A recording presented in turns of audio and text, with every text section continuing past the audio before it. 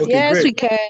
I just wanted to be sure we all here. So, like I said, before I bring her up, it would be nice to read her profile, and then at some point, we'll have to give a virtual round of applause, right, to bring in this juggernaut. All right. Okay, so Lady Kai has worked for over 23 years in the financial services sector as a banker, financial planner, and wealth advisor. She started out in the banking sector and also has experience in investment management. Kai has an MSc in Management and Information Systems from the Institute for Development Policy and Management, IDPM, Manchester, UK, and a BSc degree in International Studies from Ahmadu Bello University, Zaria. She is a chartered IABFM, International Academy of Business and Financial Management, Wealth Management Professionals, an associate member of the Talent Development, associate member, Nigerian Institute of Management, and certified linguistic coach. She's also an honorary senior member, Chartered Institute of Bankers of Nigeria. Still coming on, still coming on. She has vast experience, all right, with her vast experience in sales and business development, management, and consulting. She has consulted for some organizations and her competencies over the areas of organizational change and development, business transformation, finance, and strategy. She has also trained, sorry, she has also trained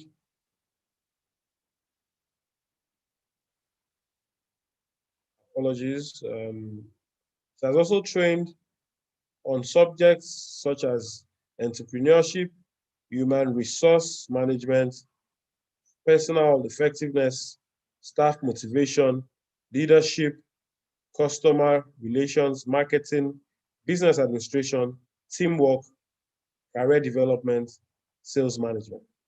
She is also a personal and business development trainer and a coach with a focus on personal mastery and talent identification, youth development, human and personnel development, entrepreneurial development, employability, and business innovation.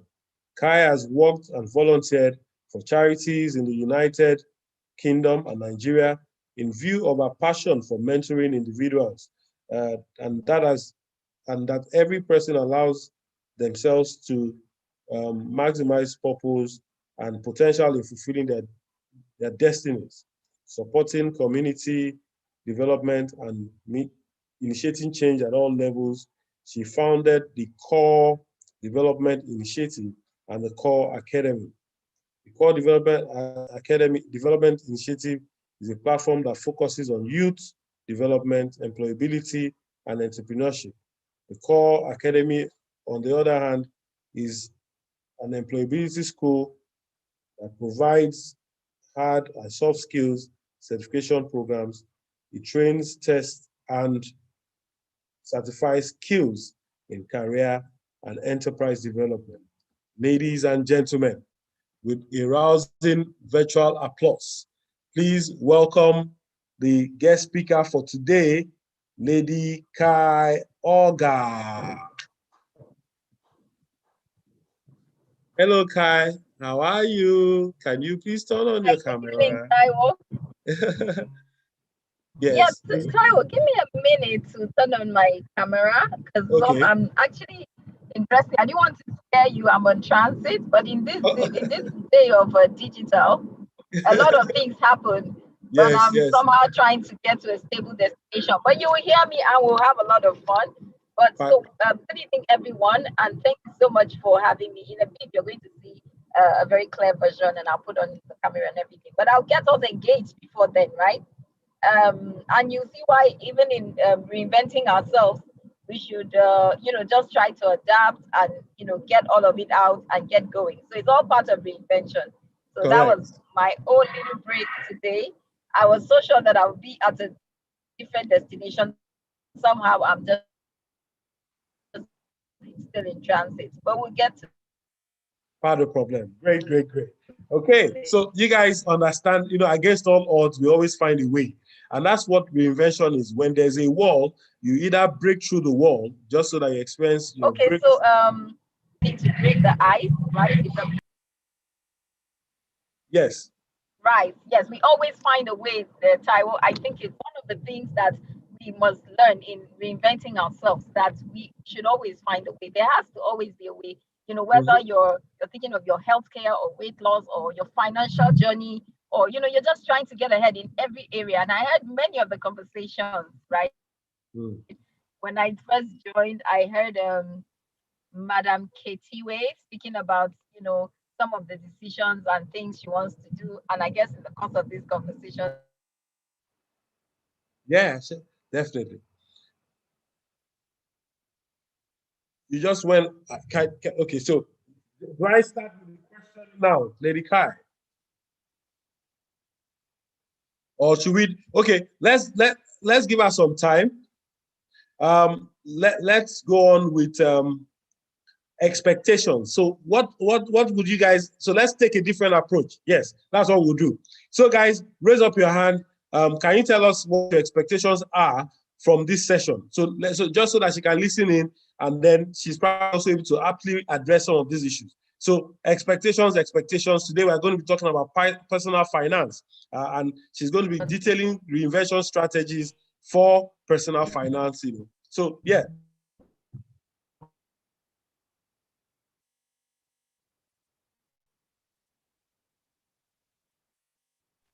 Okay. Yes. Can I go ahead? Go ahead. Yes. For me, my expectation is to leave this session financially empowered and knowing how to have discipline in terms of using my finances and keeping my budgets as they've been drafted, and managing my finances so well such that I can meet all my demands and be able to do the things that I want to do. Because if you don't have good financial management skills, normally you become very poor when you have everything on your hands. But because you don't have the right skills, you end up misusing the money. Yes, that's my expectation. Okay. Bill Kisu, what's your expectation? Whilst Lady Kai settles down. Are you trying to say something, Kai? You might have to type it out because I think your network is erratic. Okay, all right. Good evening, everyone. Yeah, good evening, Bill. Okay, so I'm typing the message in the little game in the chat box. Yeah. So it's really just what kitchen utensil are you, right? So for example, for me, I would say that I'm when it comes to just like cooking utensils to bring out some of the traits that you feel you have around finance. So for me, I'm the cooking pot with a hot boiling water, meaning that I take all the different assets and opportunities, I sort of cook them together, and I create a financial plan or a wealth creation solution for everyone, right? So I'm going to type it there. Put your name. So Kai, cooking pot with hot boiling water. Okay. Yep. So right there, Ty, what do you want to tell us who you are? So using a kitchen utensil. Yes. What kitchen utensil is Mr. Taiwo Adepoju. So I'll just say that I'm using your example. So maybe I should just say I'm a deep fryer.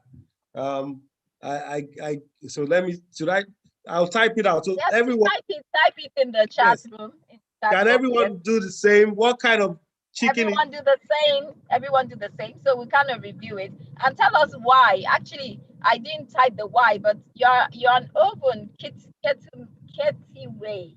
You're an oven. Okay, why do you say you're an oven? Do you want to type or do you want to speak to it? You can do anyone that makes you feel comfortable.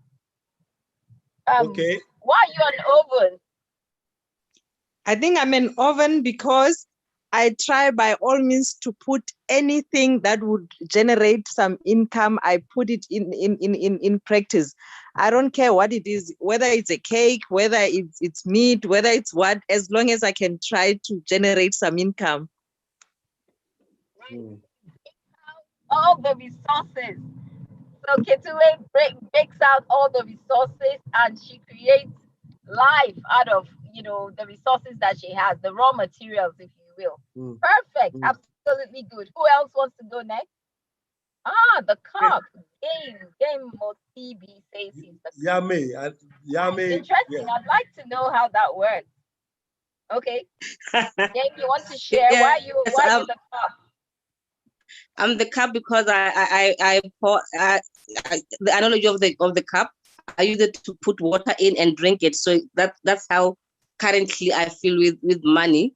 I get to whenever I get it, it passes like I'm galloping a water from the cup. So that is why the session of today is very important to me, so that I can know how to manage it very well. Right, so you can know how to manage very well. So I want to believe that today, in terms of reinventing ourselves financially, there's a lot of information and we're going to get into it. Maybe we'll take about 2 or 3 more people just to break the ice and get to know some people a bit more. So yeah, in the course of this game, I'm sure that I'll be able to address and hopefully help you, you know, to get some of the strategies that you need in moving ahead. Right? Okay, anybody next? Spoon.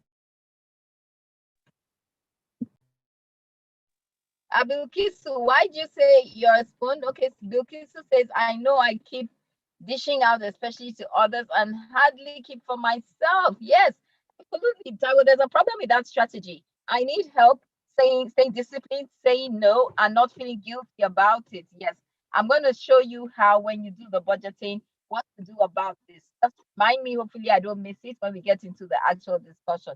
So yeah, absolutely. Thank you for sharing, because with the spoon you keep dishing out, right? And not really thinking about yourself. Okay, who wants to go next? Say something in the chat box. Yeah.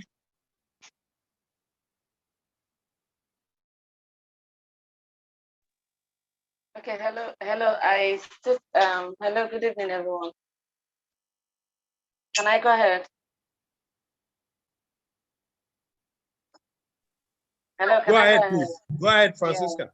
Yeah. Okay, I stated that I'm a pot, and I am a pot because I noticed over the years I discover raw materials in people and how to mix all these their skills, their potentials, mix it up, cook it, and bring out something delicious that when the world tastes your new you, they'll be amazed and ask, how did you get this recipe? So I think I'm a pot. So I cook raw materials and make something beautiful out of it.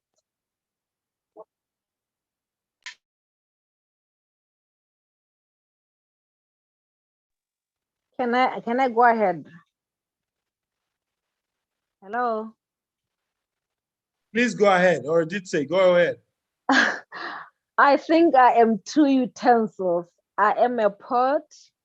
I get all the raw materials to prepare that meal.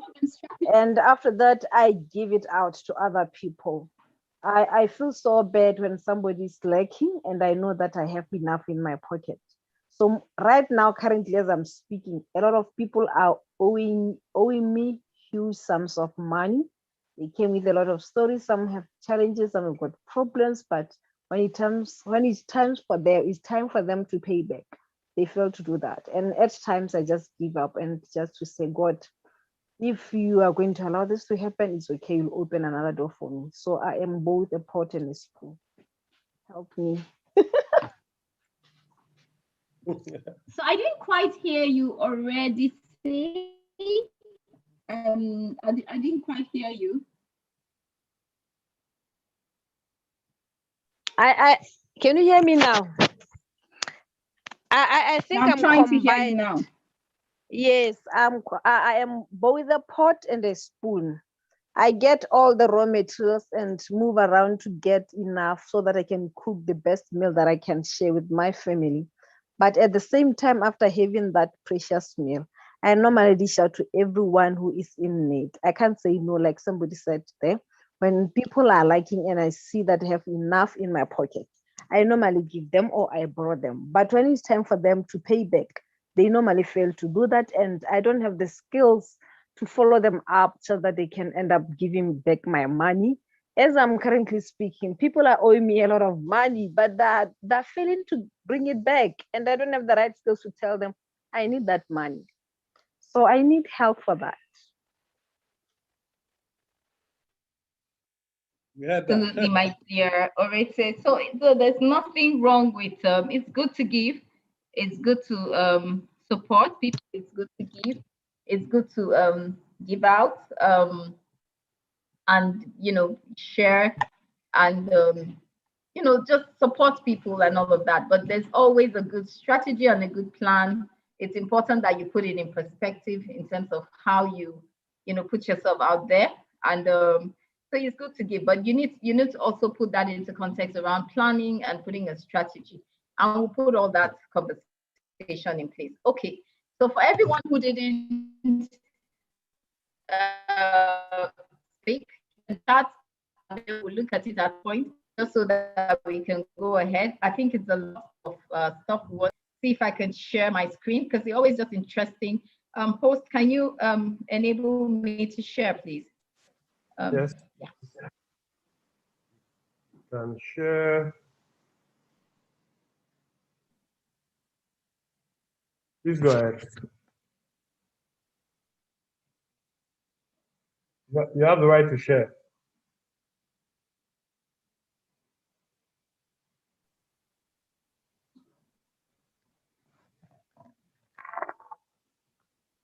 Can you see my screen now?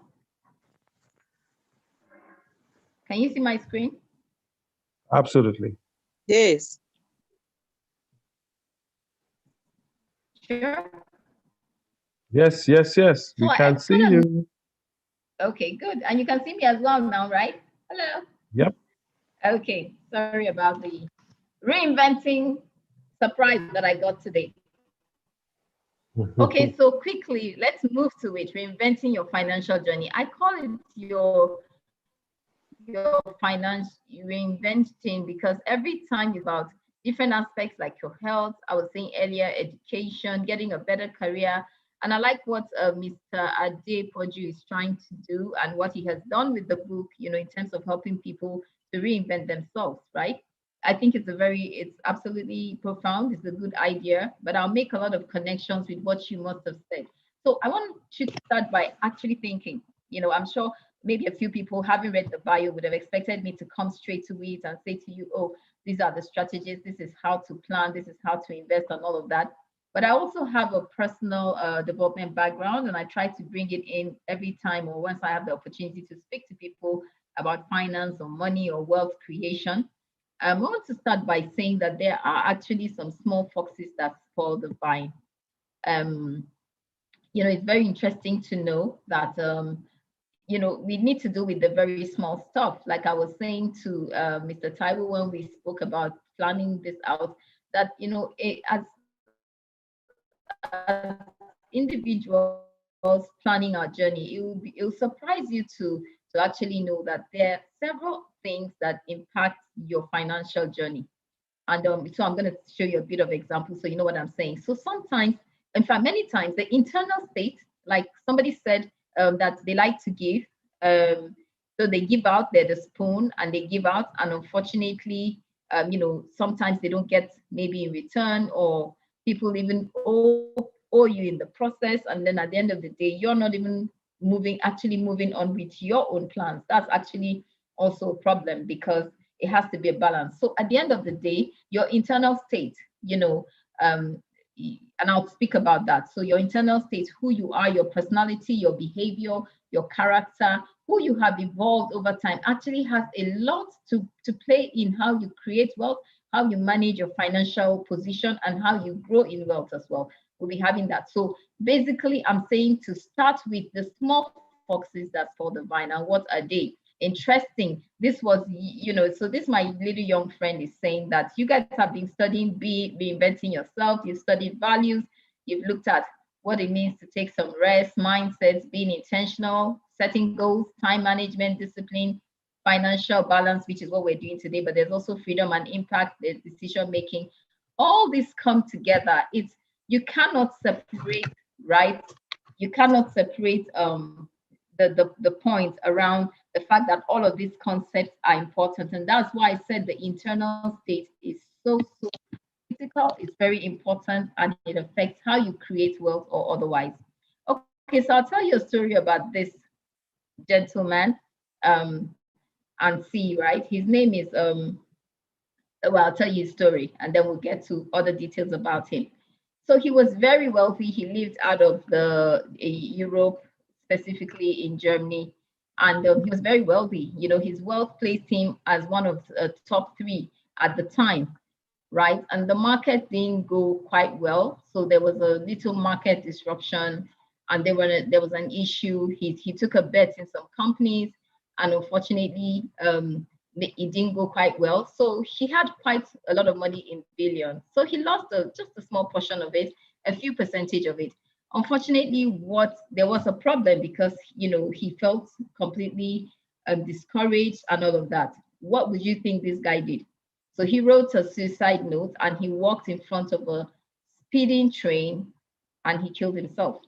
But what the irony was that his family discovered just a few days later that the loans and everything he sought had come through and his companies were actually saved. But he killed himself right there. So if you went online, you'll find him. I'll tell you his name in a bit. So if you went online, you'd see this is actually the spot at which he killed himself, and the family, put like a cross and did like a monument there, right there. Okay, so his name, Adolf Merkel. You can check online and you read his story. So how often we have attached our identity to money is also very, very important. So I asked that, did he die because of money or did he die because of what money meant to him? So the question today for us, having gone through the Reinvention series and you're still in it, what does money mean to you? What does it mean to you? For him, he identified money was his identity. Money was a source of significance. And so the loss of that money at that time, a portion of it, as the richest man in Germany, was too much to bear and he felt like a failure. So even though he had about 9 billion left, he had $9 billion, right? That's a lot of money or small money, guys.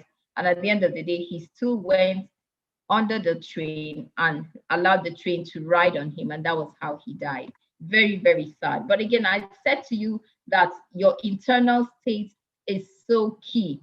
Your internal state is very paramount. Your everything, your behavior, your values, your personality, who you are from the inside actually determines wealth creation. It determines your financial balance. It determines how you evolve around your finances and whether you create wealth or not. And I'm just giving you one story. So this image is really to say, what's the shadow about you saying, are you stable, where people see you?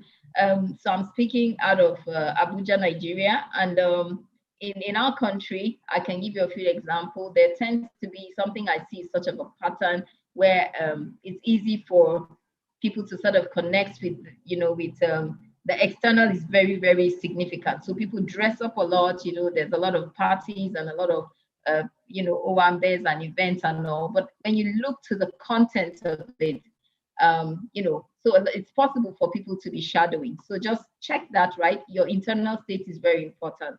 So the question is, what made this 74-year-old man, and this was the newspaper cutout at the time, just speaking about why he did that. Why would you? $9 billion left. Why would you? Think about it. So what is the balance, right? And now I want to show you just a few stories. This guy, some of us would know him. He's a former weight champion, right? So he made money in his time than any boxer in history. But guess what? Nearly $500 million. But guess what? He went bankrupt. Yeah, he did. He did went bankrupt. I'll tell you more stories.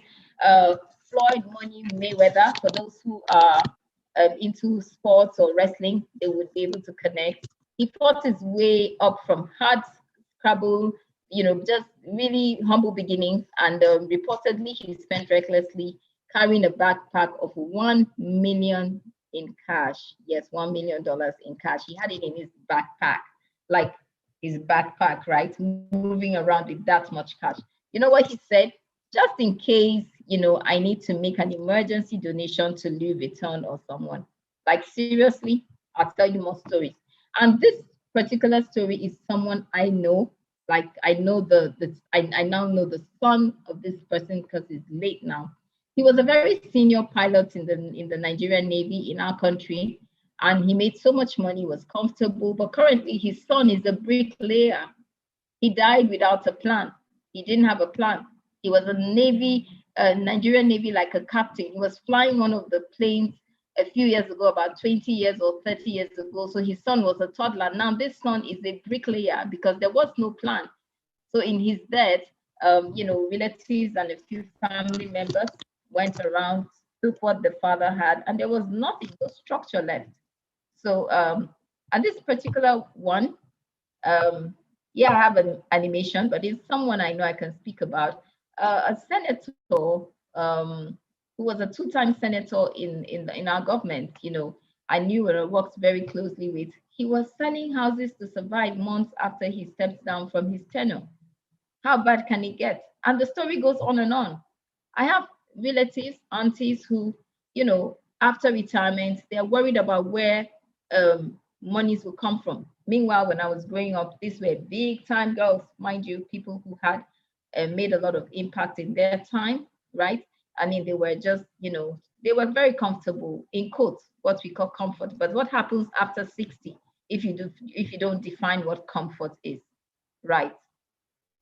And so there's also the thought that some of us will work for 35 years, maybe more, retire, and think that the retirement savings is going to be able to take care of everything. So I'm talking to you about the general stories and information we have. And this particular story is about a friend, someone very close to my family, rich oil magnate, right? And we were also speaking about internal issues and internal the state of the mind, the internal states, the things that we don't pay attention to, the small foxes. So he was rich, he was proud, gets angry easily. He treated his workers, in his own way, lavish spender, lacked emotional intelligence. I'm sure you're learning some of that in the Reinventing plan, and did not manage his personnel and relationships very well. And gradually his assets were liquidated, right? And then today, I can tell you for free, is looking if he could get up to about someone who was worth millions of dollars. Today, if you gave him roundabout in our currency, say $1,000, right?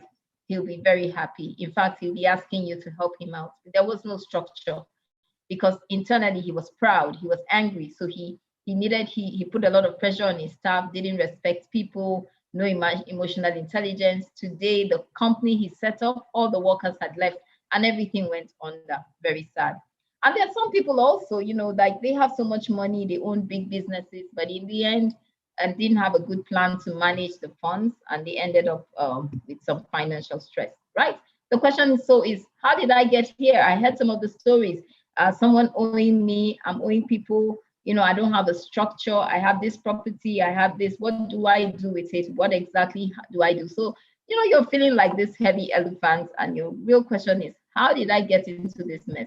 Trust me, there's help today. We're going to do with it, okay? So just take it in.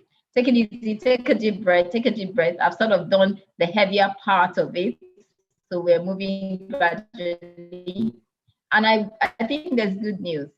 So financial freedom, they say, is about having enough income to pay your living expenses for the rest of your life without having to work full time. Can you actually say you have enough income to pay your living expenses for the rest of your life without having to work full time? Is that a possibility, right? So today, what I really want to do is just to give us strategies, just break them into simple parts, just simple strategies that will help us to reinvent ourselves in the financial way, because we're studying the book, we're doing the grouping, and then you're now trying to just bring out some of the answers that are in you. So what are the strategies for you to grow financially, right? And I say here that, truly, if you think about it, from the baby born and to the person who died this morning, all of them need money, they need cash. There's some kind of wealth that or financial discussion around them. So the baby born would need their diapers, right? You don't want to go back to the 60s in some traditional settings when you had a cloth for the baby. No, you're going to buy diapers for them and you're going to spend money for that. So it's a unifying factor, right? It's a unifying factor. Money comes across everyone. The first thing I want you to do is identify yourself along the financial life circle. So the financial life circle is a concept in finance that helps individuals to identify what protection stage. Then there's the wealth accumulation. There's also the wealth distribution. Okay, some concepts have a way of breaking it into four, but I'll use this. So 4 stages: the asset accumulation, the wealth protection, the retirement distribution, and then estate transfer, right? So depending on how old you are, between maybe say 20, when you start working, to about between 20 to 40-ish, 35, 40, you're in the basic wealth protection phase, which is the same thing as asset accumulation, right? And then you now then move to, jumping. And then you move to the second stage, which accumulates, and then the wealth distribution or transfer. So there are 3 or 4 stages, if you will. At the end of the day, you want to identify what stage are you? Are you in the stage? How old are you, first of all? Because your age also determines where you are along the chain, right? Then the first stage is where you really pretty much, you're starting out life. I don't know how many people are in that phase in this call, but you're starting out life pretty much trying to maybe get a new job, settle down to identify what vocation, what strategy you're going to use to move in your career. So it's really early days. Maybe some people are just getting married as well. But by the second stage, by the time you move between 40, 50, maybe 40 to 50, 55, thereabouts, you sort of, so let's say 35 to 50, you've reached the stage where, as for most of it, you are in the wealth accumulation phase, and then you see that you have a lot of costs because maybe children are growing, you're paying a lot of education costs, you're trying to do a mortgage, so it's a lot of heavy costs on you, taking care of family, trying to build a career, and so you move into the next stage where eventually you sort of settle down in your career, and then you're between 50, 55, 60, and then you're sort of approaching retirement, and you're trying to think about, okay, what do I do now at this stage? What am I going to retire? Am I going to take a second job after retirement? Where am I going to live when I retire? So at that stage, you're becoming more conservative. You're being very, very, very careful, right? You're thinking about the retirement structure. How do I what structure am I going to put in place? And then retirement comes to you. And then at the last stage, you now are in the gifting or the estate transfer segment, which is past the age of 60, 65, and maybe 85.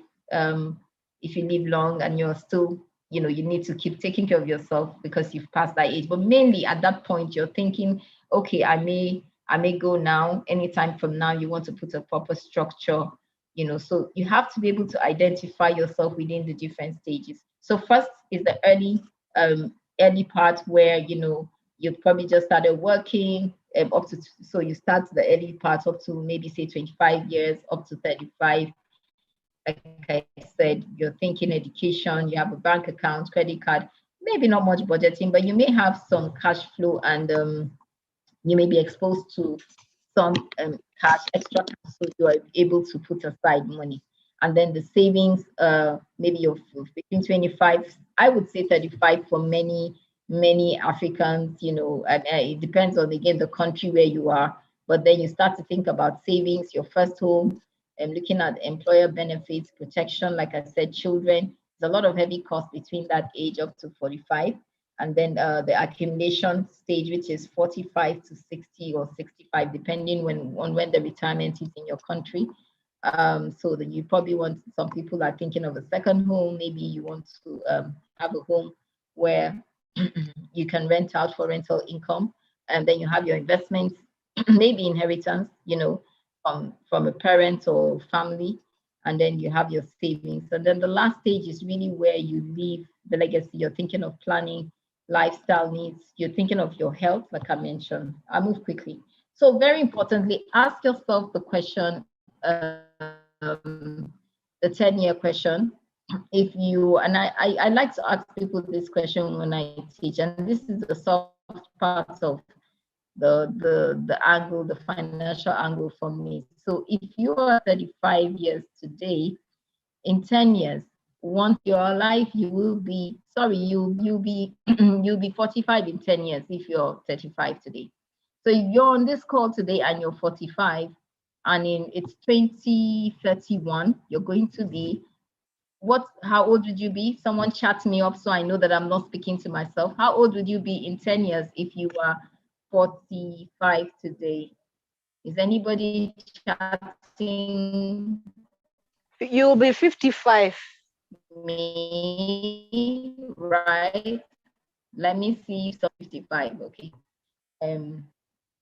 55, yes. So correct.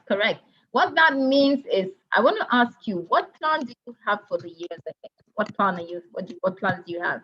And I always say to my friends, people I speak to, and just same I'm saying to you on the call today, that you should answer the 10-year question. What's the 10-year plan for you around your finances? Because 10 years happen. So I'd like to use this opportunity to give you an example. If you're 45 and you have a 5-year-old son, by the time you're 55, your son will be what, 15? And that means he's almost a few years from rounding high school, and should be looking at college or university degree in a few years. What will the plan be? So while you may be the first man standing in the slide, in a few years, that little toddler will be needing to go to school. What will be the plan for that child? It's as simple as that. It's a no-brainer, right? It's a no-brainer. I used to say this, you know, in a company where I worked before, you know, like we see our countrymen sometimes behave as if tomorrow will not come. Tomorrow will come. If you're alive, it will come. The only question is how and what will the situation be at that time, right? So think about it. In 10 years, you want to think about it and think about what does that mean to you. So again, what has stopped people? Like to put this to just break the ice and make us smile a bit or be upset a bit, whichever one it is. So in terms of lifestyle, think about it. This is what we do, right? We spend for many parts of it. I know a lot of people who, in the course of my financial work, you know, have worked so hard, but because we spend a lot of energy as well trying to meet up with external demands, to meet up in different areas. So there's no proper accountability to ourselves. And then we end up spending, you know, in some of these items I'm going to be showing you. And there's nothing wrong with them. There's absolutely nothing wrong with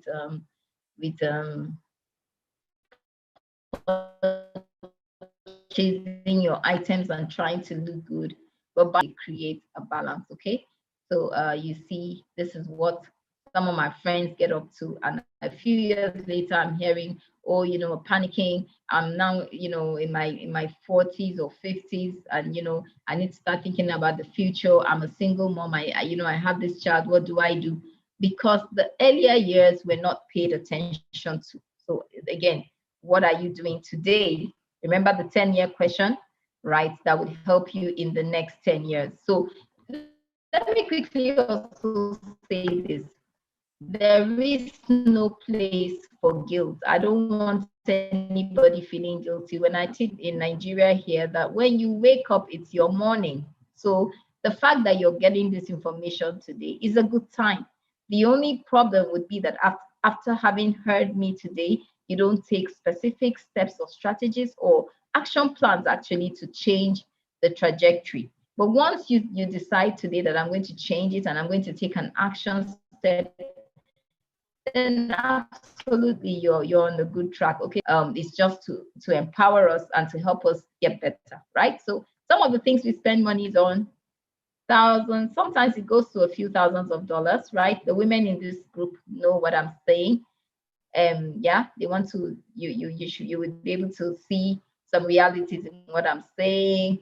Oh, I don't know about the other countries, people diving in from other countries, but this is a big deal in our country, in Nigeria. Yeah, it's a big deal, going for all the events, like I said, showing up in different outfits. And there's nothing wrong with it if you just create a balance, and I'll tell you how you manage some of these things that keep popping up at you.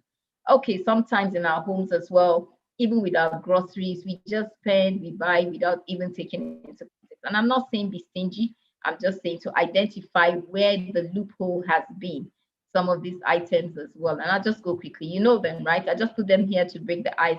The men in our midst would identify, right? And it's good to have a nice car.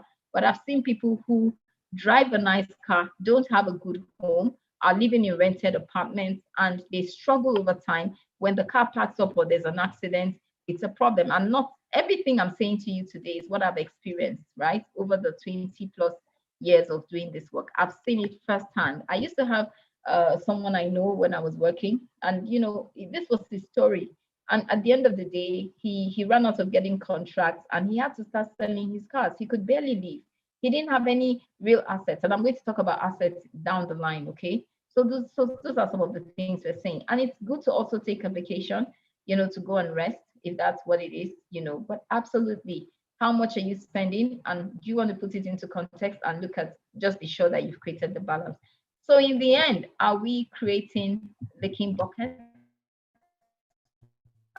And are we buying liabilities all the time? Check it. Are you buying a liability or an asset? You get into a shop, you want to buy something. Is it a liability or an asset? Buy assets, not liabilities. That's the summary of this section, okay?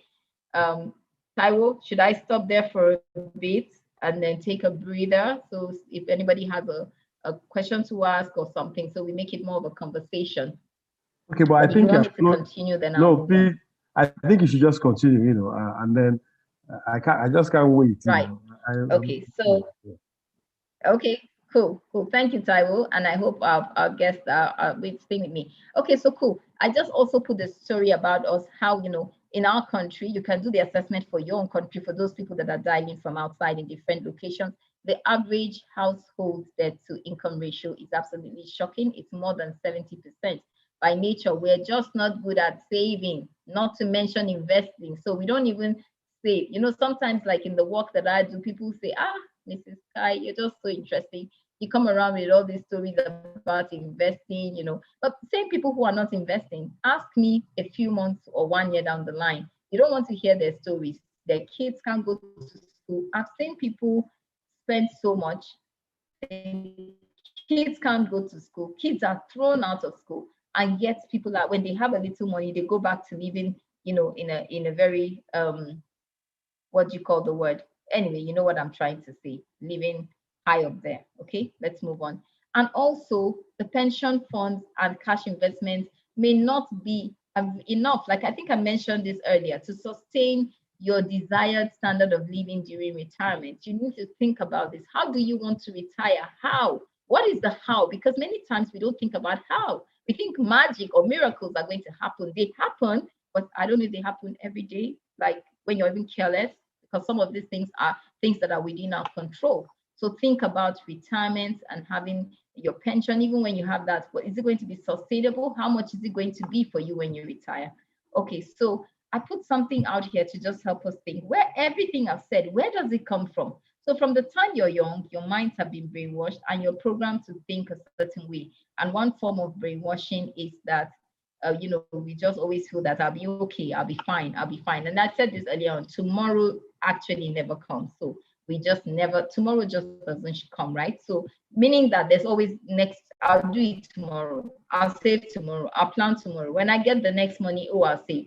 I won't save this month's salary, I'll save the next salary in June, right? I tell you to do the 30% out of your salary as an investment. And say, oh, no, I'll do it in the month of June or July next. So we always feel that tomorrow I'll do with it. But we always say in investing, the best time to start is today. Today, as you hear my voice, start today, right? That's what we always encourage. So again, where does all of this, your story, your experience, right? I had a few discussions about how people are struggling and some of the issues that some of the ladies or one or two people raised in the chat. So really, it's the paradigms. It's how we were raised.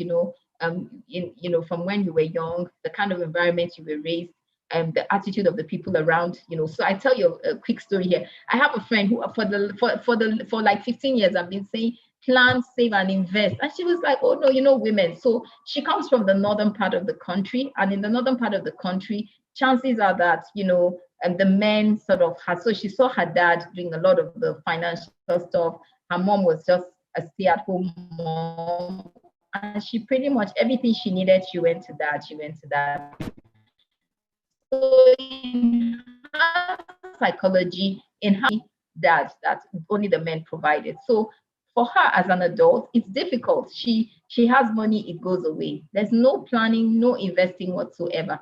And that's the story of my friend. So I want you to think about your paradigm, because there's a psychology of money. And when I talk about the psychology of money, it talks about the mindset. What is the mindset that has ruled, or the mindset you have been operating on for a long time? What is that platform? Because it also has a way of influencing who you become and how you evolve. Okay, so think about the paradigm. And then in that connection, I talk about the iceberg of wealth creation. There's a lot of information today. Take what you can, okay? And let's see where we end all of this. But yeah, the iceberg of wealth creation is really speaking to, the iceberg, right? The concept of the iceberg is that you see a little bit at the top, like in the movie Titanic, and at the bottom, the real ice is heavy. So you only see 30% on the top, like my screen, and 90% is hidden down there. So the behavior you see at the 10%, 90% is simply because if you drill down to it, there has been laziness, maybe a scarcity mindset. So when you have it, you just consume it immediately. Sometimes low self-worth will not allow you to go and show up and get it you deserve, because you feel, oh no, I'm not ready for this job. To me, I'm not of age. That so low self-esteem, maybe doubt, maybe envy, maybe procrastination. But there could be a positive driver. Actually, I didn't put it in there, but there could be a positive one, like the fact that you're hardworking, the fact that you plan, the fact that you organize, you get promoted, or you start on a business, or you take on other business opportunities. Maybe you look at multiple streams of income. Those are positive drivers of behavior. So in the end, what the 10% will see is that, oh, you're beginning to save, you're moving away from not saving to saving. You don't do the impulsive buying, you're putting in a plan. So there's also an iceberg of wealth creation. I'm sure that would help someone. It's just good analogy to see that there are many things which are deeper than we actually think about. So I've told you that I combine personal development and financial realities to bring everything together. Okay. So in a summary for this major part of it, please deal with the internal state. You have to identify what are the drivers of behavior. Let's do a quick break. Somebody chat in the box now, the chat, and say to me one negative driver and one positive driver. I like to move to the positive, but let's just see. What is one negative habit or driver that you had to deal with? I can tell you, I like to be honest when I teach. There was a time I was a TV freak. I used to watch all those shows on TV. Now I don't even know one. I think I used to watch the one with the former President Trump before he became president. You know, he had this program he did with his children, and he had people in the boardroom. It was quite educating, but The honestly, Apprentice. The Apprentice. Thank you. I have somebody who was doing this with me at the time. So I have a co-colleague in this area, right? Somebody said procrastination. Okay, Francisca. Hey, Francisca Chima, thank you so much for chatting that out. And Francisca says procrastination and fear of failure. You'll be amazed how fear of failure holds us back. There's just this fear that if I took the next step, I would fail. I'm not going to make it. And I know missing with them in reinventing you to become a better person. So I won't go into all of that in terms of personal development. But yeah, sure. Procrastination is another thing. I'm going to start a business in February 2021. Now it's now May of 2021. The business plan has not been written. The idea has not been generated. To collect the form to apply for a loan has not even, in fact, you haven't even written the business plan. How far with the loan? Do you see procrastination? I'm going to do it tomorrow. And guys, I'll be honest with you, half of these things I teach, I've gone through it myself. I've had to also reinvent myself. So I like to tell people, be honest. There's no reinventing the wheel, right? We are all learning to grow. I've had to go through it myself, right? In some of these areas. So I'll tell you one of the, okay, I mentioned it now, was a lot of TV time. So it took away a lot of time, right? And I realized, so one of the things now today, I honestly don't watch TV, but I was thinking about it a few days ago that I don't remember the last time I sat in front of the TV. No, but I'm just glad that I have, you know, my spouse, my husband, he would always chat and tell me the latest news. So maybe that helps. Okay, somebody said worry. I worry a lot, especially about my finances, my business. Okay, so, and procrastination and fear, anger is an area I am, you know, that maybe you want to be delivered from. And, you know, God is here to help us, but there are also practical things that we can also do. I'm not trying to see, give me a second. Okay, so worry. But so about finances and business, what we need to do is to set up a plan.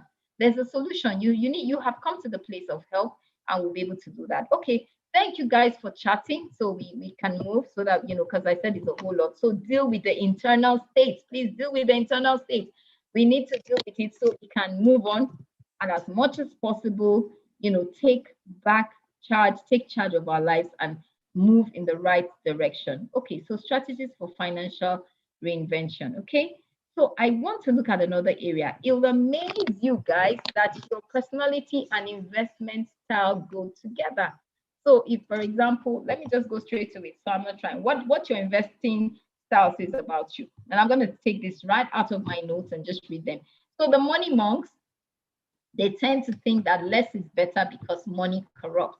So if they do invest, it must be in harmony with their deeper values. So these people, they're not investing for returns, but in companies that meet their social, philosophical, and religious objectives. So what it means is that these guys are pretty much their values, their deep values. If they invest, like it's you buy an ethical fund, then you're buying an ethical fund because the ethical fund does not invest in certain asset classes. So they're very careful and choosy about the kind of investments they do because it connects with their philosophical, maybe their social or even religious values. And these guys, they should invest in something else, although it does not have to be in something that they don't think is unethical. That's that's what the solution will be if you fall into this category, like you're the money monk, right? Then the spenders, right? They want more liquidity. They tend to seek immediate gratification, so they want the investments to be easily accessible. So people like this will say, Kai, there are people that say, oh no, Mrs. Kai, I'm sorry, I really can't do this investment now. Let me see. I'll think about it let's talk in another month. So they want to always have their cash or their money very, very close to them. Okay. Yeah. So these guys need to learn to do without once a week. Then we have the hoarders. They want their money close by in a savings or checking account. They think they are saving, but actually they are not. So are you a money hoarder, or are you a spender, or are you a money monk? There are a few of them, so let's move quickly. And the money avoiders, they just don't want to deal with investing. They want someone to take care of it. But it is what we say here is learn the basics. They need to learn the basics, okay? Then the money amassers, they have the attitude that money is power. They want their money to grow. So they just keep amassing wealth. So there's a story of this lady. I've thought about her for a long time. And actually, interestingly, I was going through my notes today and I said, you know what, let me even go back and read about her. There's loads about her online. Go and read about her. She amassed money. She wouldn't spend. She wouldn't buy. Look, they say she wore the same hat, the same coat, the same summer, whether it was summer, winter, or whatever in the United States. She wore the same hats and coats all through winter every year. So she didn't change it. And they said she died without friends and she was never married. She was really taken up by, consumed with how much money she made through investing. I don't know if I want to be a money amasser. Like I always say, I want to create the balance. Okay, but you choose, and then you also need to find out who are you, because your personality plays a major role in how you invest. The same way you need to identify yourself in the financial plan, you also need to identify your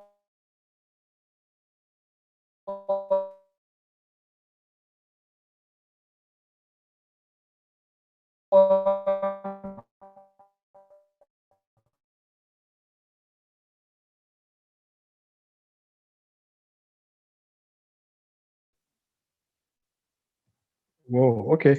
I'm sure the network would return, but can you just let's feel your pulse? Are you getting something? Are you getting something? You want to drop a comment, as to, is this making sense or is it worth your time? Just drop it in set comment, before she comes on. Network is poor. Okay. She'll be back shortly. Tell me how you feel about this training. Does it make sense? Is it worth your time? Are you ready to reinvent strategically and financially? Okay.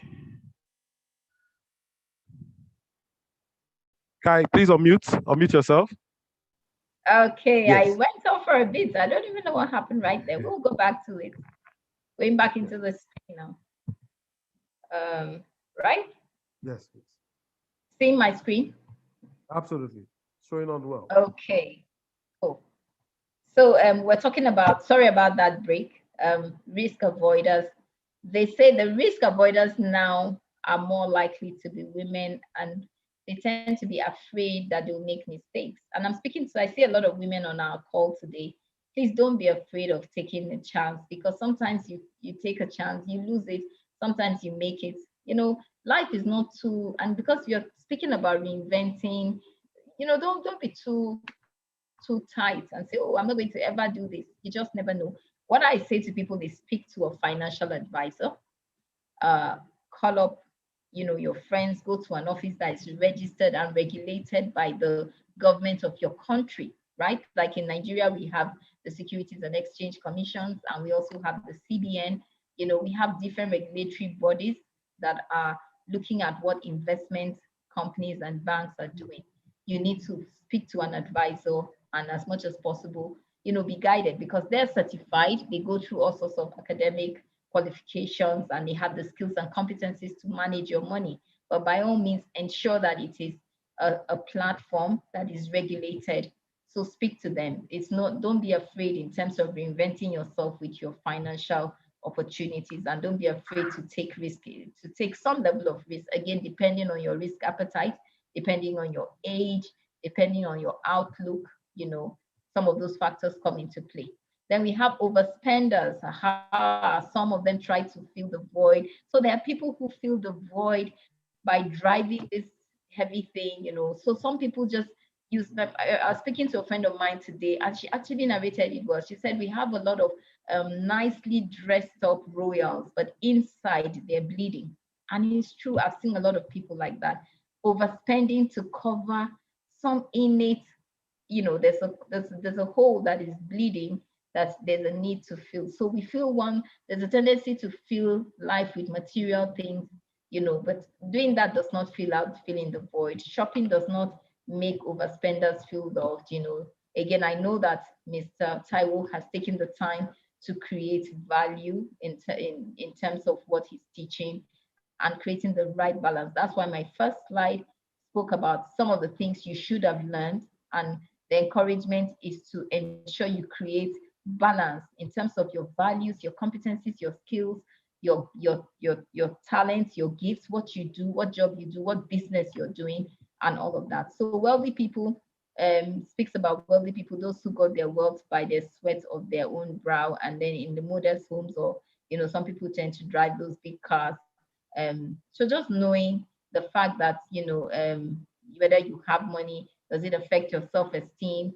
Again, create the balance and the need for you to be in control of your life and be in control of your choices and your decisions. I think those are very important. I hope that segment helped.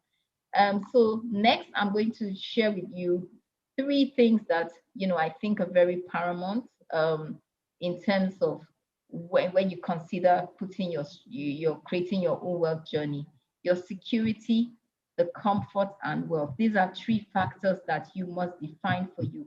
What do they mean for you in the future, in retirement, in your financial reinvention story? Remember, today is about your financial reinvention story. What do these 3 points mean to you? Security, comfort, and wealth. And we'll go straight into it, right? What does it cost you to survive? So what does it cost you to be secure in terms of security? What is the cost of survival for you? How much do you spend on clothing, on school fees, your basic survival, right? Shelter, food, clothing.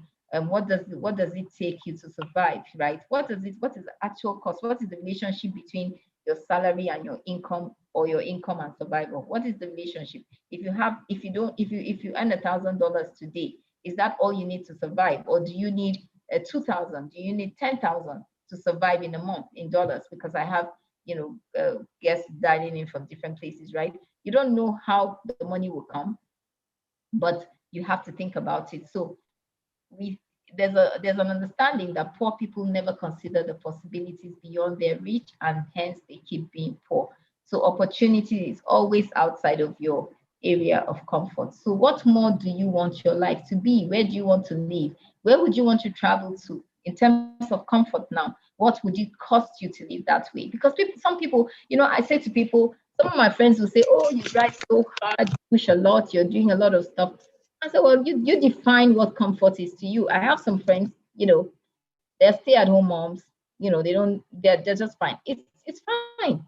Define what your value is. It has to start with defining your value, defining what comfort means to you. What does it mean for you to be comfortable? If comfort is just for you to take maybe $1,000, by all means you have defined it, but you have to define it. If it is $10,000, and that is what comfort means to you. So we have some rich magnates in our country, and I think for those guys, they probably have defined that this is what they want to do, and they're pushing it. There's nothing wrong with it. I say to people, know yourself, know yourself, know yourself, know what you want to do, know it's the life that you want to live around that. Okay. The next thing is wealth. You are never really free until you're financially free. You can say that again. So if you're not financially free, you will probably keep working till the end. So what is your standard of wealth? What does it mean for you? Plan that. And I think here is where I bring it in, but I probably mention it towards the end as well. Plan that your residual passive income must exceed your monthly income. You need to think about that. Your residual or passive income should exceed your monthly income. So what does being wealthy or being rich mean to you? What do you do with the money you earn? That was the first question I put in there. So like we saw earlier on with all those pictures, are you buying a good home? Is good because it's an asset, right? If it's not a mortgage, if you don't have a mortgage on it and you've paid off, then it's a good asset. But however, if you're still paying mortgage on it, then you don't own that home. It's still a liability until it's paid off. So do you buy nice clothes, expensive cars? Are you indebted to so many people? Do you go out for a lot of fancy meals? You have to be at the bar every day. You go to the clubs. Essentially, are you buying symbols of wealth? What are you buying a symbol? Because that's what sometimes people buy those status to validate themselves. But I know in the reinventing class, you have seen that you need to be able to be so comfortable in your skin, be in your total person, right? You don't need these material things to validate who you are. They're good add-on to it, but it shouldn't be that they are the reason why you're evolving and progressing. So it's just an add-on. The fact that you have a nice car is good, you live in a good home. It's very good to aspire to, but it shouldn't by all means define ultimately who you are. Okay. And so I'm going more deeper into some of my strategies. And I have this, just look at this picture. Whether you are, so this guy is unskilled, right? Little or no leverage. I'll just show you the pictures. Make sense of it and move on.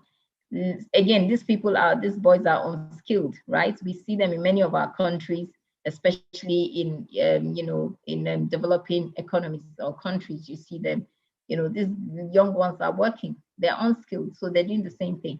Now the problem is you continue doing that. The context is still the same, hard work for life. You keep doing the same thing. I mean, it's so sad if I see, one of these workers, like this elderly man on the right, and probably he's been doing that same thing for years. So this young man, if he doesn't change the trajectory or find a different leverage, is going to be doing the same context, hard work for life. Yeah. This is one of the most painful for me. I mean, I think, what's the difference? It's the same thing. You do this for up till you're 60, you're going to be retired with the hole on your shoulder. Okay, so you gradually move to the segment where you have the skilled people. So you have a trade in your hands, something you do with your hands. You have a salon, you run a business. Then again, same thing right here, skilled. And then you have people who have the white collar jobs, working in corporate world, depending on where you are in your country. Then we have the big business owners. Permit me, I couldn't get a hang of which countries everyone was joining from. I would have actually got the big business owners from your countries, but we have some of them here.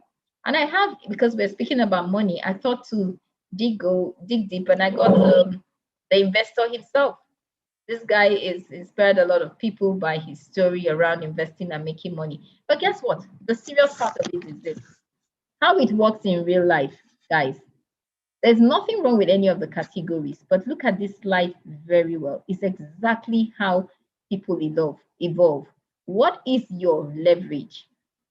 You decide what your leverage will be in creating wealth and in creating financial stability, right? Because the unskilled, they have no leverage. They spend time and effort. So they're trading their time and effort.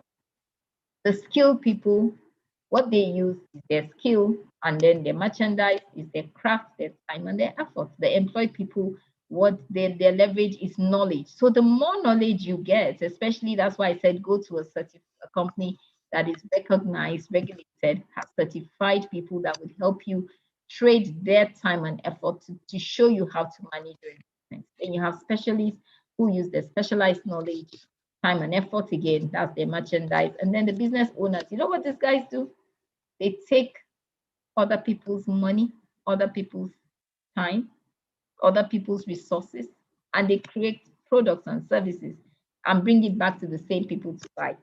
Think about it. The investors, their businesses, they focus on their leverage is business and money. So they create multiple streams of income around different types of businesses. And guess what? Their merchandise is money. Okay, so there's nothing wrong with any of these categories. I think this is a very, very important summary of many of the things I've said. Think about it. What is your own leverage? What are you going to be leveraging on? Is it your skill? Is it your knowledge? Is it specialized knowledge? Are you going to be able to create a system or structure where you leverage on other people's money, other people's time and resources? Are you going to create businesses? Or what will be your leverage? But by all means, please move to the lower end of this template, right? That's where you want to be, by all means. And so the first thing to do now, we're going into the action plans. What then do we do, Mrs. Kai, after you've said all of this information, right? What do we do? First off, identify, I want you to sort of create this on your own, your financial strength or your net worth, right? We're going to help you determine it. You can just take a sheet of paper and do this as a practice. In fact, Mr. Taiwo, it'd be nice for you to check, if we don't have enough time today, you can check that, they have done this, because it's the first place to start. You have to be able to be honest with yourself and do the first simple assignment. So here you go, your assets and your liabilities, right? Your assets are really your current and savings accounts, money markets, investments, maybe tenor deposits, your investments, your retirement assets, your personal assets, all on the left. And then on the right, you have your mortgages, maybe your car. And like I mentioned, your mortgage is a liability, right? Sometimes people struggle to agree with that, but absolutely, because you don't own it 100%, it's still being partly owned because maybe you took a loan from the bank. Other installment loans, credit cards, if you have those credit cards, be careful with them, because you'll still pay. Even if you collect it for free, you still pay eventually, right? So it's not money that is due you, it's a liability. And it makes you to even increase your spending, because you feel, it's just the way the human mind works. The more you have a credit being given to you, you go spending. Most people, I don't know that you use your credit card to buy things. You end up spending and buying things that maybe sometimes you need to look at. Okay, then personal loans, any bills you have and other debts. By all means, what you want to do is to add up all your assets and subtract it from your liabilities. Most times I do this. I find out that the liabilities outweigh the assets. But what you want to do over time is to keep buying assets. That's why I showed you those pictures in the beginning. Leaking buckets, buying liabilities, buy assets. Buy assets. Every time you have an opportunity to spend money, think, should I buy a plot of land or buy? And I'm not saying don't spend money to take care of yourself or be happy, because again, life is balanced. By all means, just create the balance, right? And then build more assets than liabilities. Okay, so you need to determine what stage you are in that template here, right? In your financial, in what stage are you in your financial strength? Very, very important. Okay. And then next thing you want to do is spend less than you earn. Most people spend more than they earn. So some people even borrow to spend. No matter how much money you earn, if you spend more than you have a challenge. You have to be able to invest the difference. And I say that, so don't make this thing too technical. You earn $1,000, please do 30% of that. What does it come to? Can somebody chat me in the box? I'm seeing some chats. What does it come to? What is 30%? Need to watch over and over again. It's making a lot of sense. Impactful. Oh, thank you, my darlings, you guys. Okay, so Taiwo said 300, so you should put $300 away every month. Simple. It's not, it's a no-brainer. Financial planning, managing your money is an action word. It's an action word, okay? You have to take an action. So the formula is spend less than you earn. Spend less. Many people spend much more than they earn. I've worked with people for 20 plus years and I've seen it every day. People spend much, much more than they earn, right? Most people spend more than they earn, and then they even borrow to spend. I don't want to tell you another story that will make you laugh. We've run out of time. But no matter how much money you earn, if you spend more, you will have a challenge. That's the truth. Always invest the difference. At the worst case scenario, 30%, and live on 70. Do anything, pay your bills, buy something for yourself, do your feeding. Just make sure that you have at least an investment that is going for you. Okay. So the minimum financial goal. What's your minimum financial goal? Pick out a minimum financial goal for yourself. For example, you say to yourself, by the end of 2021, I like to keep it very simple. If for you, you've never saved $1,000, I would say by the end of 2021, tell yourself I'll save 2,000 or maybe 3,000, depending, right? Set a goal, a specific percentage of your income that you must put aside every month, every year, no matter what.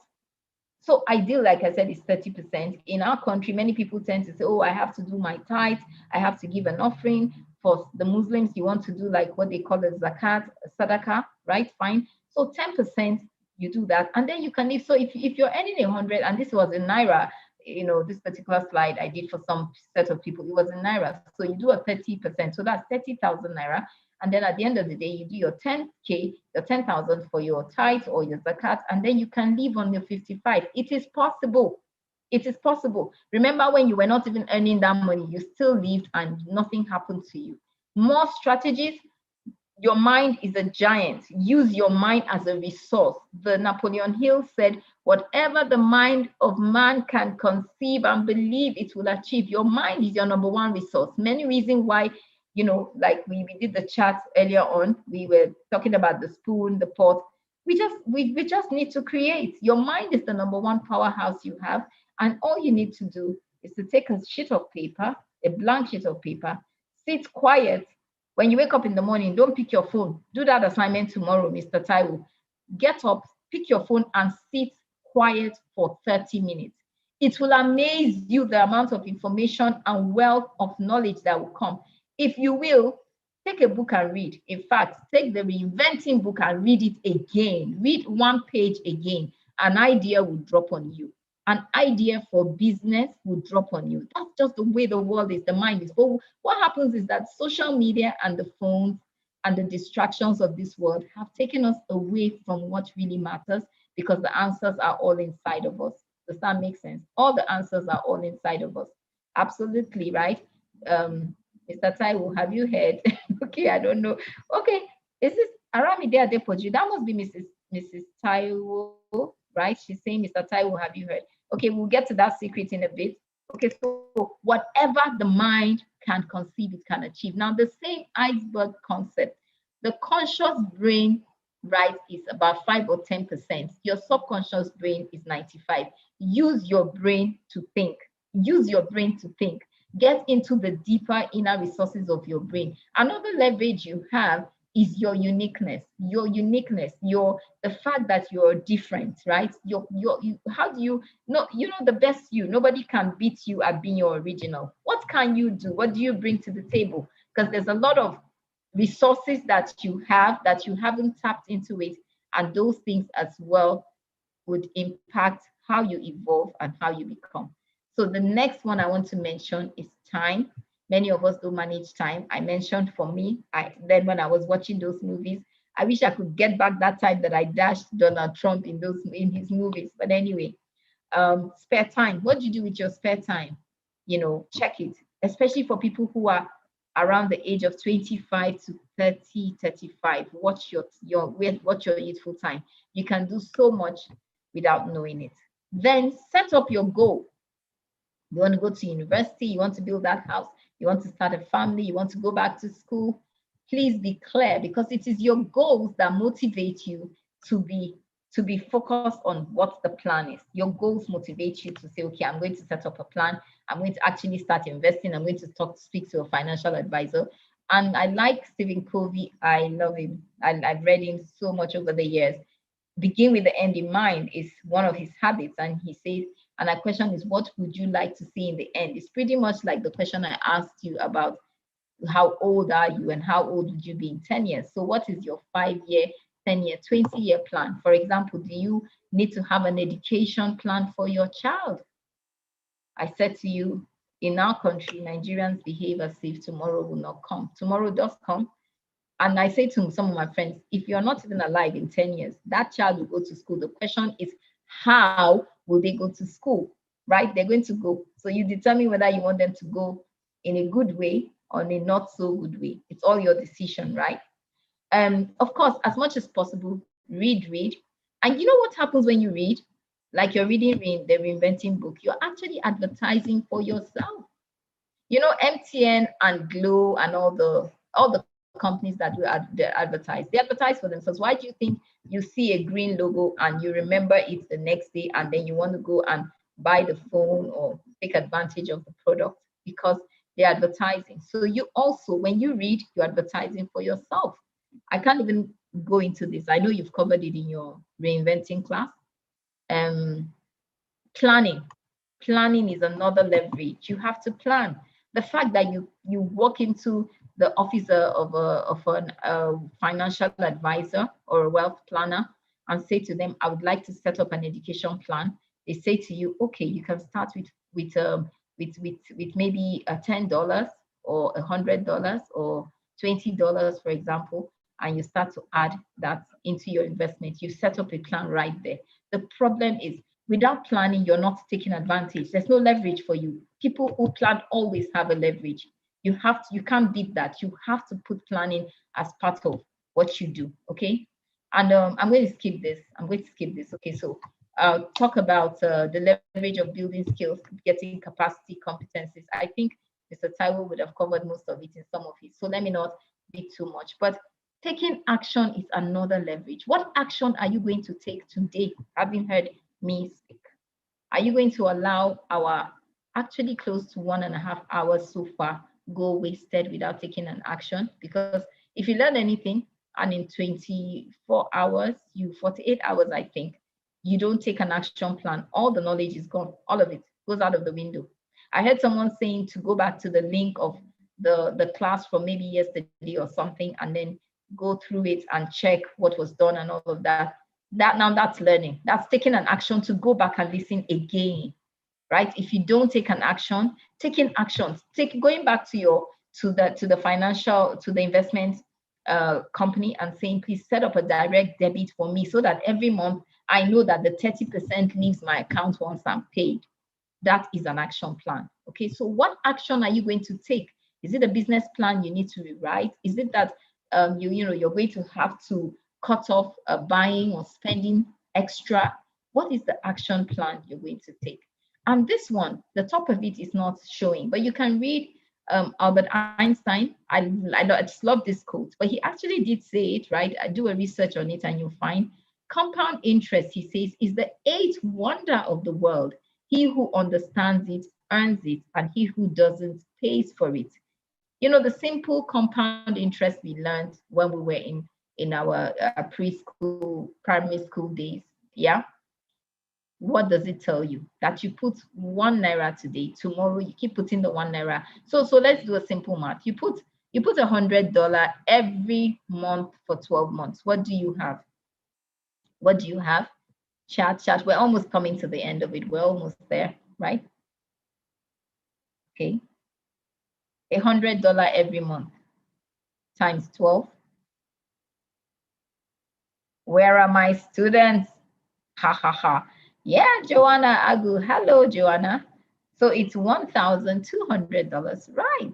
But guess what?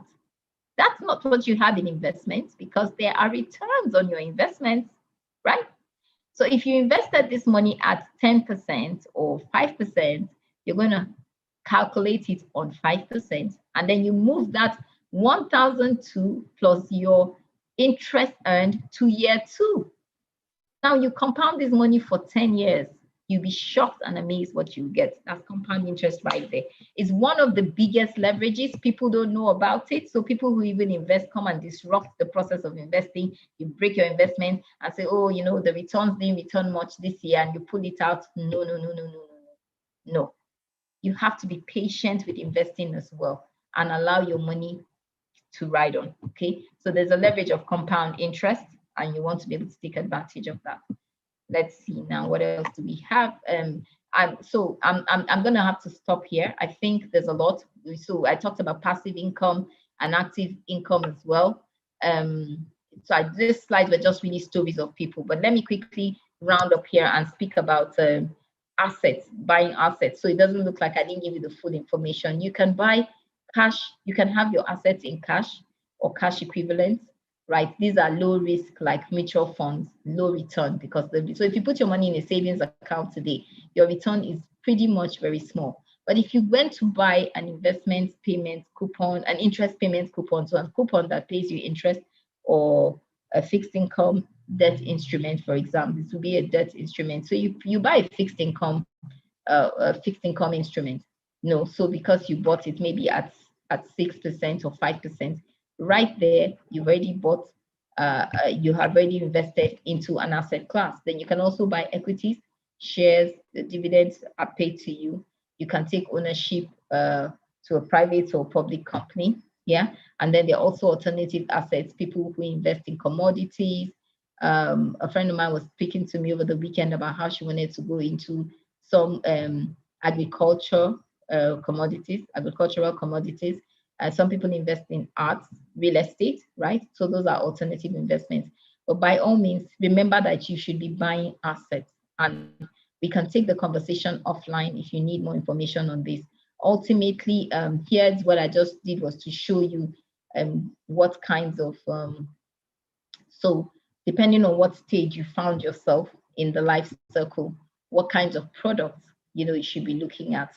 And yeah, I probably not much time again to go through into all of it, but there are certain products that you want to look at depending on how old you are and what stage you are in your financial life circle. Okay, thank you very much. I'm going to stop here. And I'll stop here. I have a colleague of mine from our initiative. Judith, she's on the call. She just use a minute or two to speak about some of the product opportunities that you can take advantage of. And then right after, I can take questions. So you can start typing your questions maybe in the box. Let me see.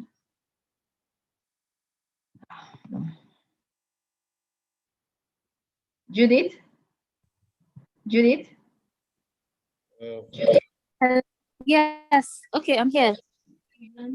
Can you move quickly and just go through this? Okay.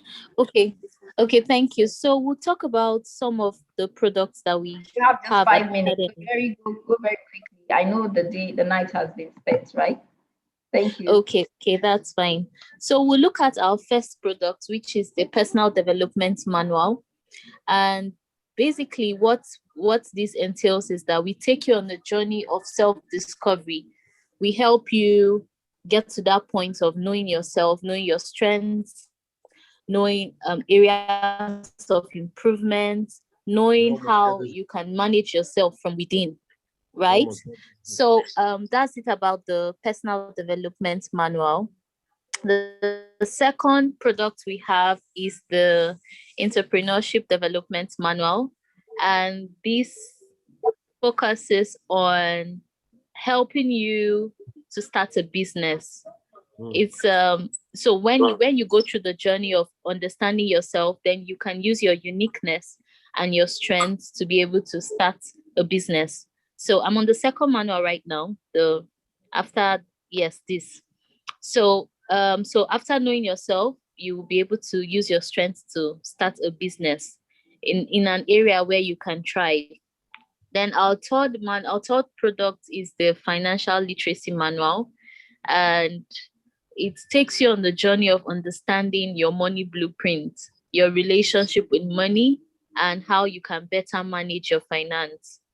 Then we have the career manual, and the career manual is taking you on the life path of careers based on your strengths. So what careers can you excel in, and how can you do better based on your uniqueness?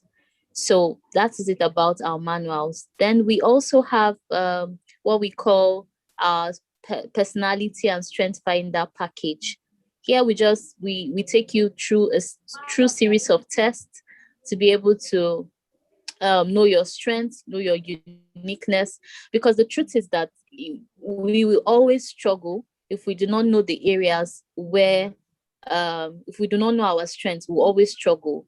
So knowing your personality, knowing your strengths is what this package entails. Then we have series of training programs, certification trainings in leadership, in management, in innovation, creativity, strategy, critical thinking, and we also offer needs-based training. So we look at your needs, we do a needs assessment for you, and then we can now profile solutions to meet those needs. Then we have our coaching programs. We have the Wealth Coaching Program. For 3 months, we take you on a journey of wealth creation. We take you through your values, understanding your money mindset, looking at the personality of an investor, how it connects to you, and also looking at different money trees and ways you can invest and diversify your income. Then we also have the self-discovery and talent finding program, which coaching program which takes you on that journey of self-discovery, because self-discovery is key in living intentional. It's key in business, it's key in relationship, it's key in money. So we take you through that. Then self-mastery. After you've discovered yourself, how can you then master your uniqueness? How can you use it for your message? How can you use it for how can you use it in pushing your brand out? How can you use it in establishing a business? How can you use it in sharing your message to the world? So these are all our programs that we run, and these are various mediums you can key into to assist you on the journey of finance and self-discovery. Thank you. Right. Awesome. So thank you, Judith. Thank you so much. Thank you, everyone. I can take questions at this point. Any questions? Anyone wants to? Questions?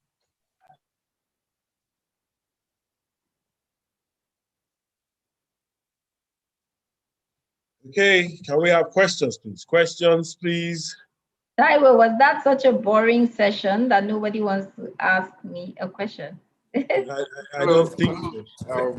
Good evening. Must have been a very sad, quiet day, right? Nobody wants to ask any questions.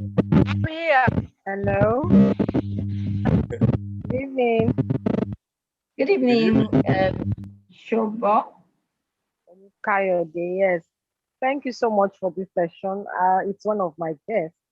I always run away from financial, this nitty-gritty on financial, on finance, the accounting aspect. I call this balance sheet and all that. I really don't like, it scares me kind of. But tonight, in fact, I was feeling drowsy. I was, sleeping off, and my eyes the sleep just left my eyes. So I'm grateful for this session. Thank you so much. For me, I know how to gather money. I know how to save. I know how to, make sacrifices. But my challenge is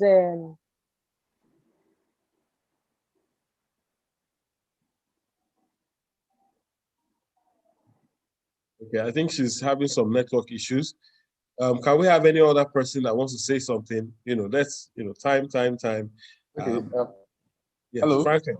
Yeah, good evening, sir. the exact thing to invest in. I'm really interested in investment. Some things that didn't mentioned. Network was coming. Is it really like profitable? Then what other low risk investments or even high risk, can one venture into? That's my question. Then are you on Facebook? Are you only on Instagram? Are you also on Facebook? Those are my questions. What exactly do you want to get from Facebook? What exactly is the information you want to get out there? Okay, my question is, what are the low risk investments that one could venture in? I have no idea of investment. What can I start with? Okay, so specifically, are you Shobo? Are you in Nigeria? Yes, please. Great. So I'll get your details from Joanna, I think. Send your details. Joanna will contact you and give you full details of how to go about setting up a very simple investment plan, how to go about it, what mutual funds to buy.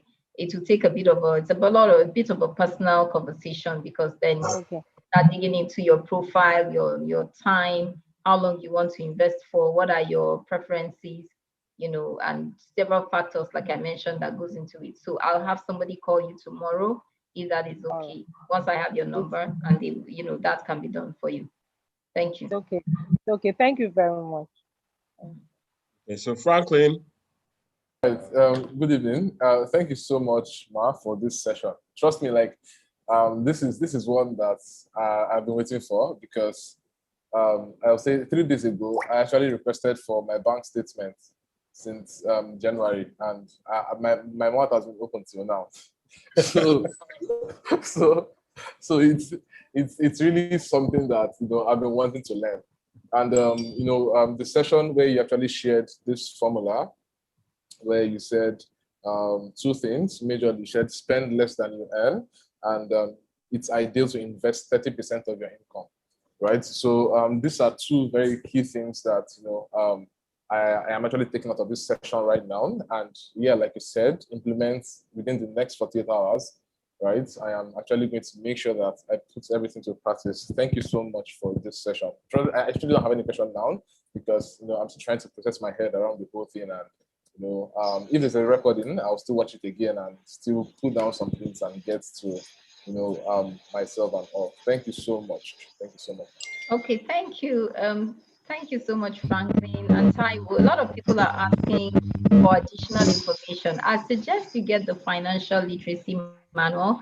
I took time a few years ago because people were asking, and it's not possible sometimes to have a wide reach, and sort of documented most of what you need to know around the psychology of money, practical things you need to do.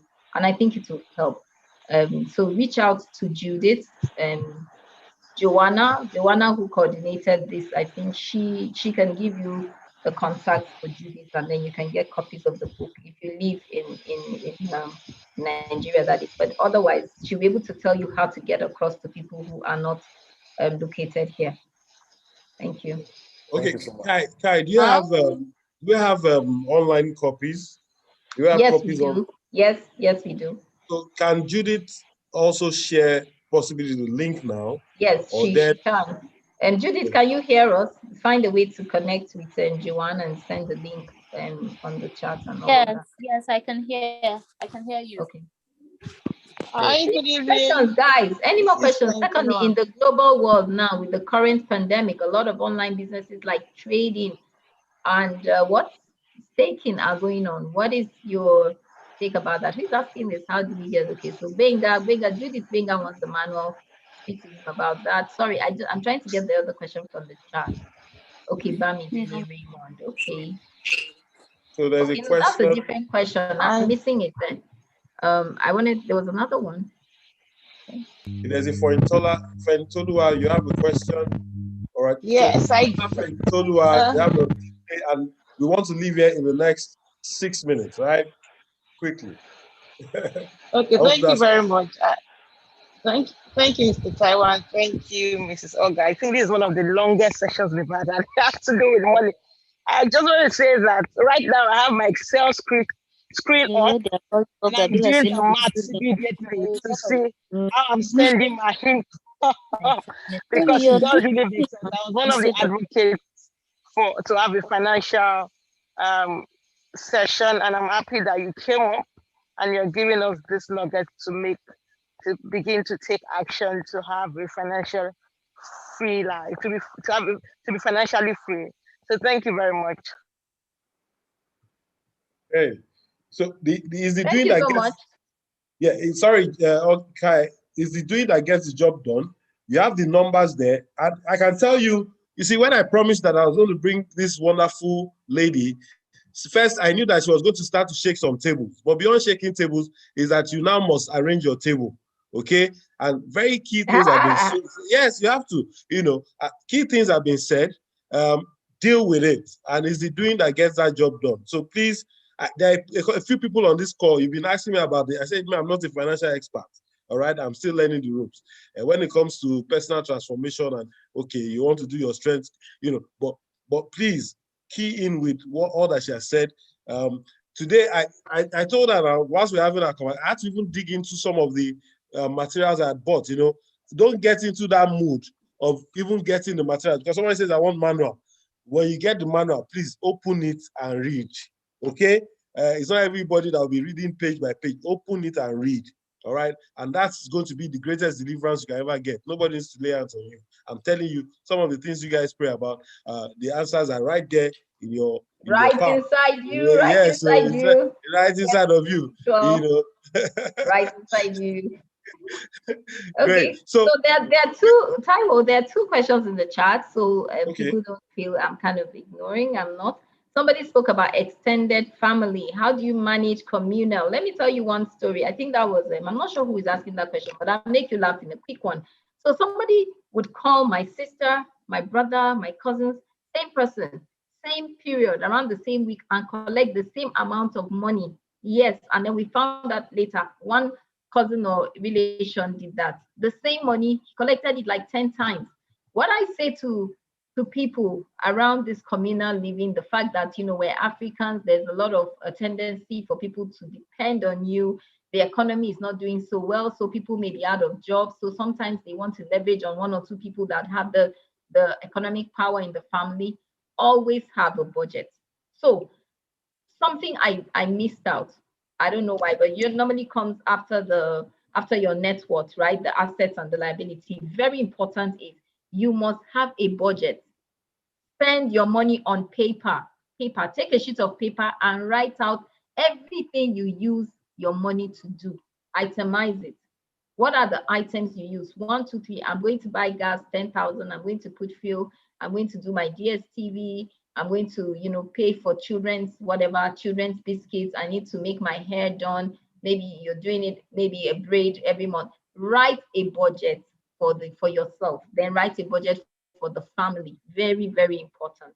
Now, when you have a budget for this, I call them the Nigerian factor. So if you want, I don't know what you want to call it in your own countries for those that are not from here, but by all means, when you have that budget, the plan, you can put the budget and have the budget, that title, that money is for support, or I call it the Nigerian factor in my budget. I just put it there as the Nigerian factor, meaning I can't escape the fact that I have to support people, but there's always a budget. Because for instance, the same person coming to me, and remember that it's not every month that you're going to spend that money. So sometimes it comes, sometimes it doesn't come, but at least if it does come, there's a budget for it. Does that help?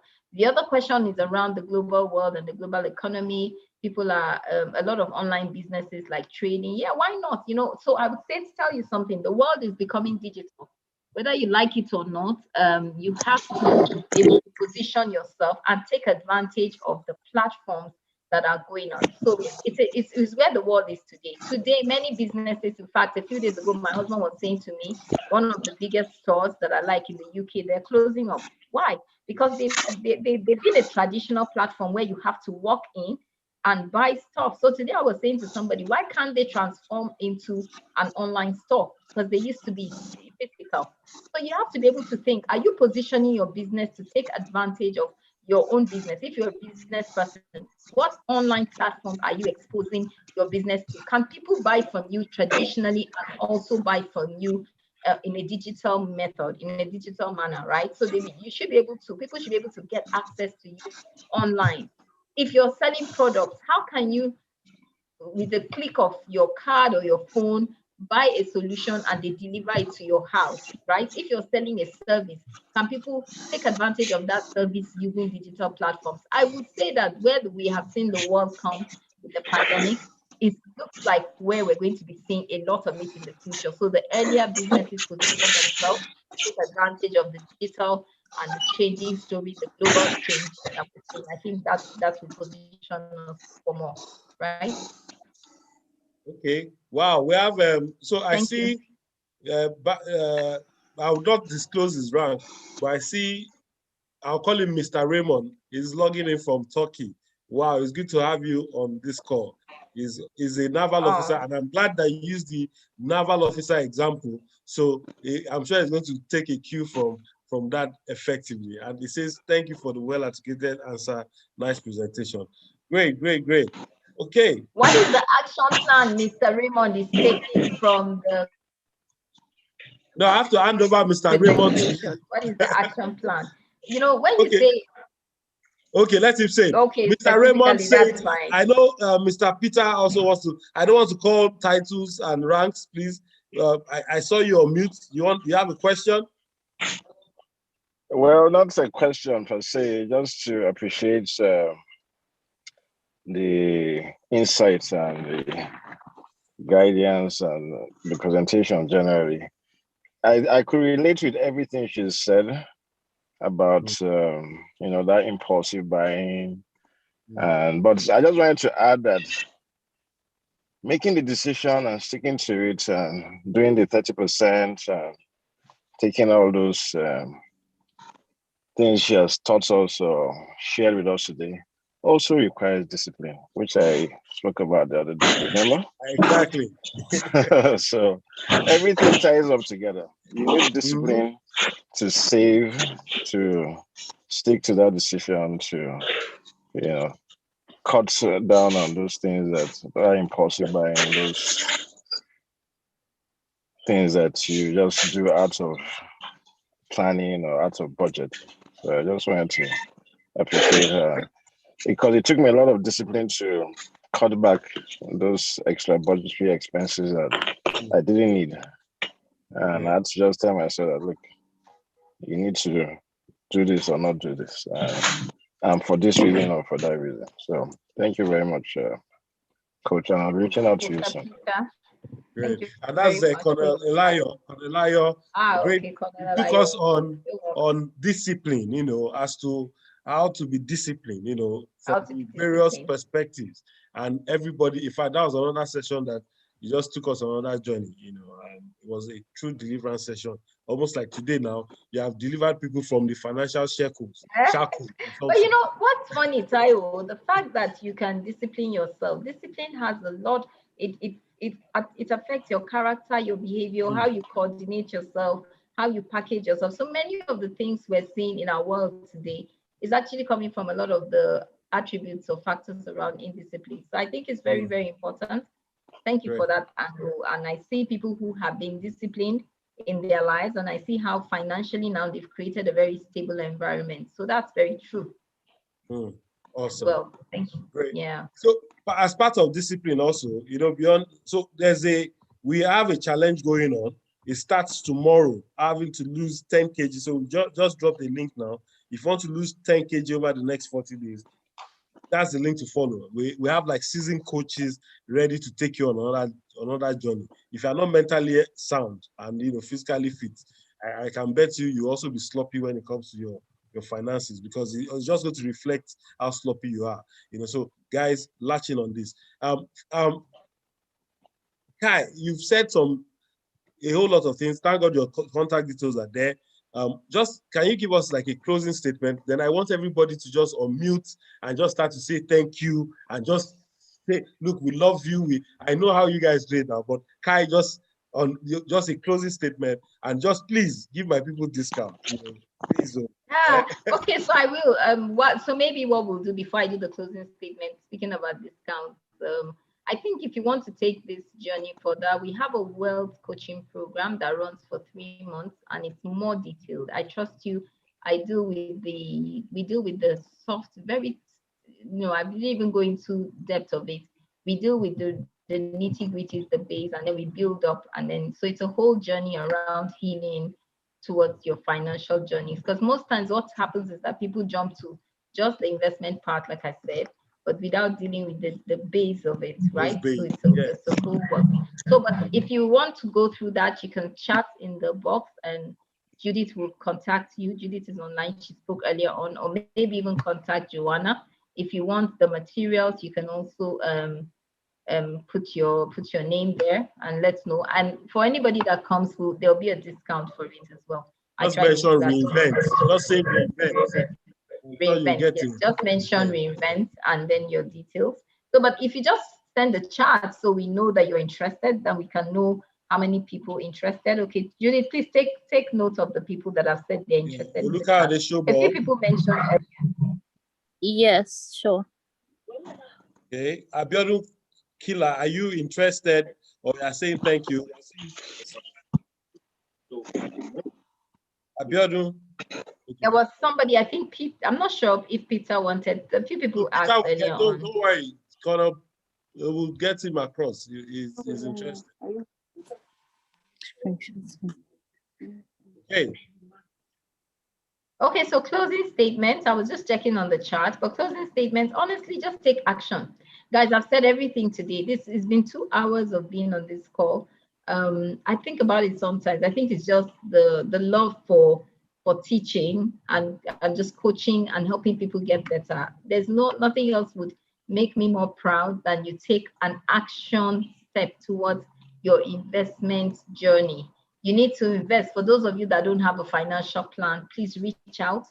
I'll speak to you, especially those of you that are based in Nigeria, give you guidance on who to see, what, who to speak with about specifically setting up a financial plan.